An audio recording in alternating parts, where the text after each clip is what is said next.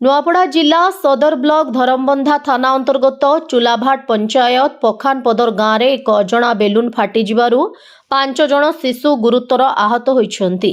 सेमानंकु police उद्धार करी नुआपड़ा जिला मुख्य चिकित्सालय भर्ती करिछि। शुक्रवार संध्यारे पखानपदर गाँ मुंडरे किछि शिशु खेलुथिले। ठीक एतिकी बेले एक बेलून पेंथा उडुथबार देखा जायथिला। किछि समय परे सेगुड़िक तळे पड़िथिला।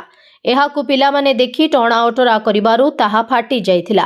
एथिरे थिबा किछि विष केमिकाल पिलांको उपरे पड़िबारु 5 जण शिशु क्षताक्त होइथिले।